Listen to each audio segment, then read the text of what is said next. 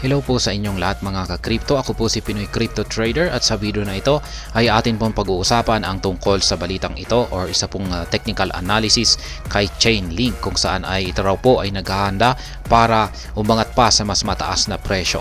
At ang dahilan dito ay dahil sa meron po itong nabuo na isang matibay na support line dito sa presyong $13.16 hanggang $13.55. Yan, support level po ito. Ibig po sabihin ay harang po ito sa ilalim na siyang pumipigil para hindi po bumagsak sa mas mababang presyo ang Chainlink. Yan, maganda po itong balita para sa mga nag-hold at saka nag-invest dito kay Chainlink na nakabili na sa mababang presyo. Kasi paangat na raw ito. Ayan. Bago po tayo magpatuloy, ay nais ko lamang po munang bigyang linaw ang aking disclaimer kung saan ang nilalaman po ng video na ito ay hindi po ito isang financial advice. For education and information purposes lamang po ang layunin nito. Maliban po dito ay nais ko na rin pong magbigay babala na wala pong kahit anumang group chat ang Pinoy Crypto Trader.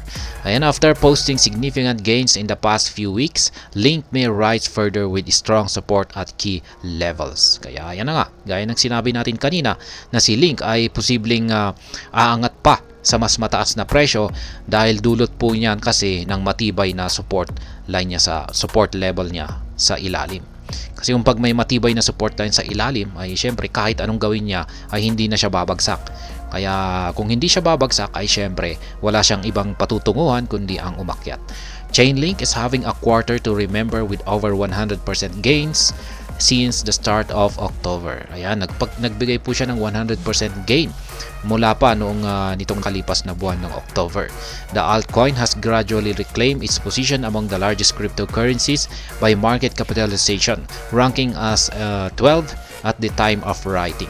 Ayan, mataas na rin po siya, na-reclaim na po siya or nakabalik po siya sa mataas na position niya by market capitalization na ranking.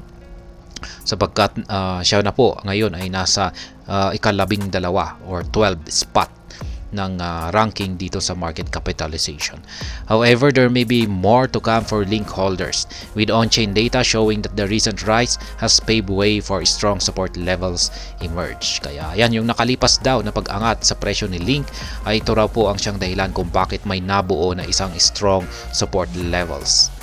According to data provider Into the Block, one of those strongest support levels is the range between $13.16 to $13.55. Kaya yan, ayon po kay Into the Block, isa po siyang data provider. Ang support levels po dito, yan, ang matibay po na support levels na nabuo dito kay Link ay yan, yung presyong nandito po 13.16 to 13.55. Yan, zone. Masasabi po natin na support level zone ito.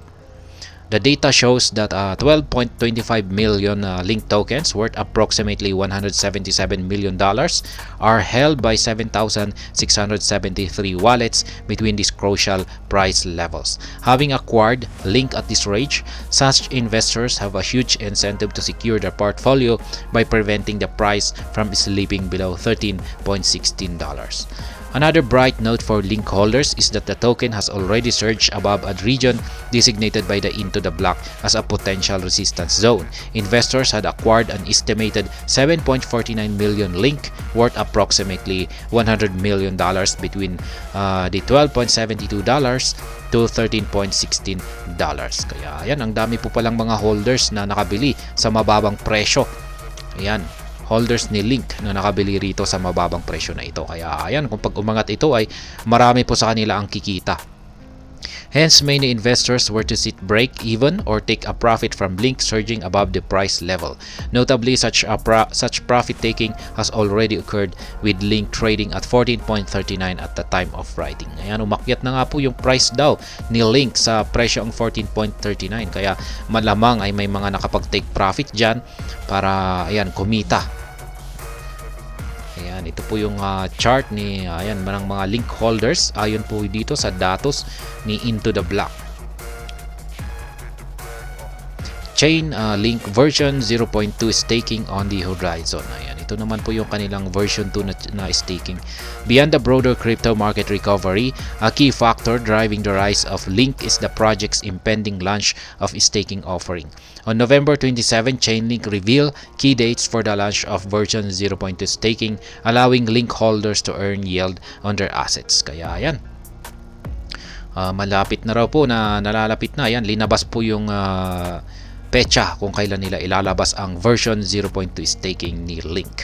Yan, ito po yung sa mga hindi nakakalam sa staking, ay ipapasok lamang po natin dito yung ating Link tokens at kikita na po tayo ayan, ng passive income dito. Yan, ganyan lamang po kasimple yung staking. Priority migration for the staking phase is set to begin today, November 28, 2023. This phase will see existing version 0.1 stakes migrated to the new portal. Early access is set to open on December 7, with public access to open 4 days later on December 12, 2023. Kaya yan. Migration na po, nagma-migrate na po ang version 0.1 ng staking ni Link sa ngayon. Nag-umpisa pa yan noong November 28. At ngayon ay yung early access po, yung unang mga makakapasok dito sa staking ay dito po sa paparating na December 7. Ayan, at pagkatapos ng 4 na araw, paglipas ng 4 na araw ay ayan, bukas na po yan para sa lahat. December 12, 2023. Ayan, maganda po ang development na nangyayari ngayon kay Chainlink.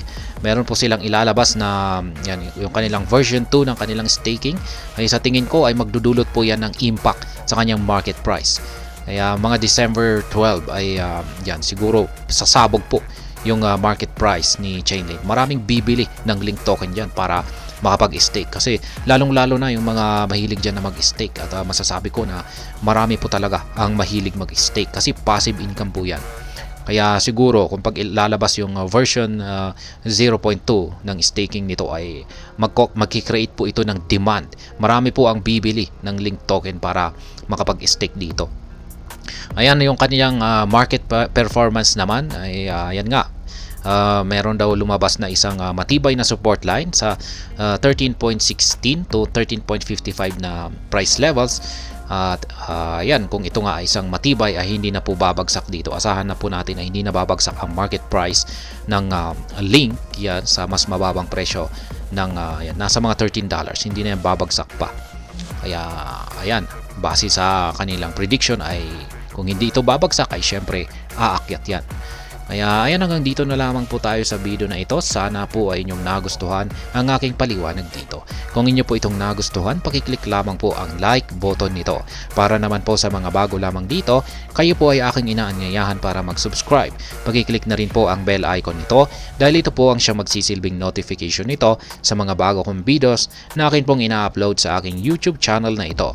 Marami pong salamat sa panonood. Ingat po tayo lagi at God bless po sa ating lahat.